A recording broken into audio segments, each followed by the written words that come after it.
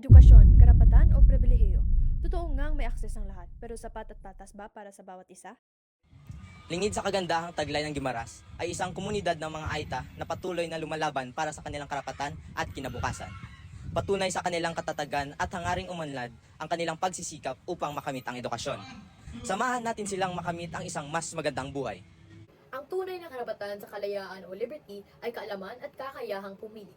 Paano ito makamit kapag walang edukasyon? Ang may edukasyon ay may kapangyarihang magbago, ngunit sa mga kulang sa edukasyon, ang kalayaan ay hindi ganap. Ngayon, kasama natin ang dalawang news reporter na sina Bea at Tyrell upang bigyang linaw ang sitwasyong ito. San Nicolas Buenavista Guimaras, isang komunidad na malayo sa buhay sa lungsod. Dito, hinaharap ng mga Aita ang kakulangan sa trabaho, mababang sahod, at limitadong edukasyon para sa mga kabataan. Alamin natin ang kanilang kwento.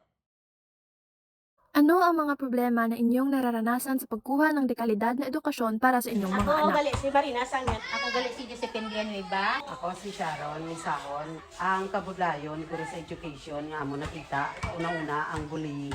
Kulang sa budget, kulang sa pamasahe. Ang ilang kapigadohon. Amon mga kabataan naguntat sa pag-eskwela tungod sa discriminate sa eskwelahan. Ang amon nga balon, wala gani kasudan, ibakal. Mangali pa mamadayan, manguling para lang may pagkaon. Nakakalungkot na maraming kabataan ang napipilitang pumili sa pagitan ng edukasyon at sa pagtulong sa pamilya na nakakapigil ng kanilang pagunlad at ng buong komunidad.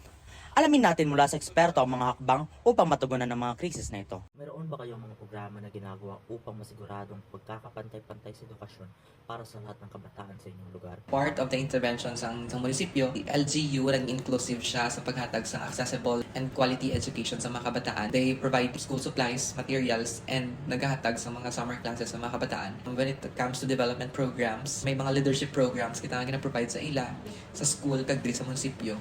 Intervention at sa nga ginhatag nga somehow ma-develop ang skills sa mga kabataan.